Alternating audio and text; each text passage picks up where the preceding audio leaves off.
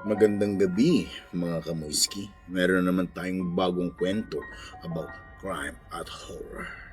So ngayong gabi ay itatalakayin naman natin ang isang karumal-dumal na krimen na nangyari sa Cebu City. Ang pangalan ng biktima ay si Rhea May Tocno. Isa siyang 19 years old na dalagita mula sa Davao del Norte ay natagpo ang patay noong Hulyo 17, 2023 sa Barangay Sitio, Buhon, Barangay Tisa, Cebu City. Ang kanyang katawan ay nakasilid sa isang karton at iniwan sa gilid ng kalsada. Grabe yung pagkabrutal nito. So pinatay siya, nilagay siya sa kahon sa tabi ng kalsada. Ano kayang sanhi ng kanyang pagkamatay? Tara, umpisa na natin ang kwento mga kamoyski. So si Rhea May ay kilala bilang isang mabait at masunuring anak. Lumaki siya sa ilalim ng pangalaga ng kanyang nakakatandang kapatid sa Panabo City, Davao del Norte. Habang nag-aaral ng kolehiyo, nais niyang maging pulis at nag-aral ng criminology bago magdesisyon mag-shift sa kursong tourism. So itong batang to, mapangarap talaga siya. So gusto niyang maging tourism graduate. Kaya siya nag-shift from criminology to tourism upang makatulong sa kanyang pamilya. Nagpasya siyang huminto muna sa pag-aaral at nagtrabaho. Hindi alam ng kanyang pamilya na pumunta siya sa Cebu upang maghanap ng trabaho. Ang alam nila ay sa Davao lang lamang siya nakatira or nag-stay. So noong July 17, 2023, natagpuan ang katawan ni Rhea May na nakasilid sa isang karton sa Barangay Tisa, Cebu City. Ayon sa mga ulat, posibleng nakaranas siya ng pagpapahirap bago pinatay. Kawawa naman. Sino kaya yung nagmasakir sa kanya? Grabe.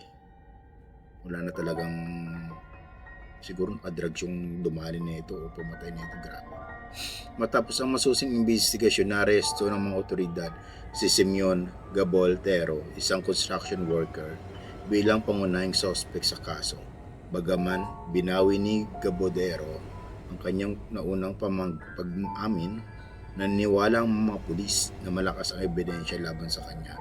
Kabilang ang testimonya ng kanyang kapatid na nagsabing nakita niya si Gaboltero sa kasama si Rhea May bago ito matagpo ang patay. Grabe. Construction worker. Kano-ano kaya itong construction worker? Si Simeon Gaboltero. Isang taon matapos ang insidente, patuloy pa rin paglilitis sa kaso ni Rhea. Bagaman wala pang final na hatol, kumpiyansa ang mga otoridad na makakamit ang hustisya para kay Rhea May dahil sa mga matibay na ebidensya laban sa akusado. Para sa mga grabe no? Ano ba?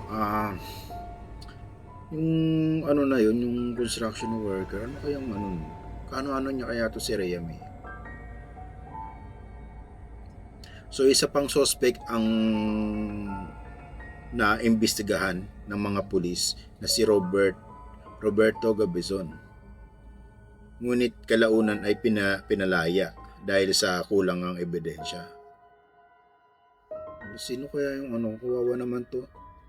Pinatay siya, hindi alam kung sino yung killer. Grabe no?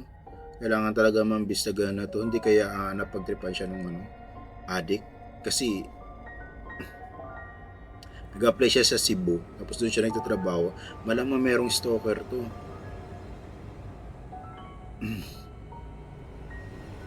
Grabe no? Kawawa naman to.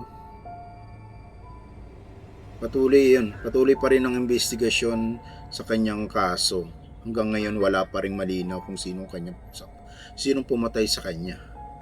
So yun mga kamoy, grabe. Hanggang ngayon yung killer niya hindi pa nahahanap ng mga pulisya.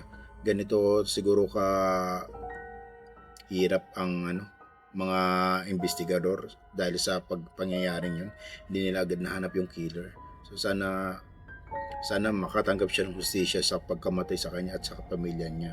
Hanggang dito na lang mga kamuiski. Sana nag-enjoy kayo sa mga kwento at horror. Huwag kayong makalimot mag-subscribe or mag-follow sa aking TikTok account.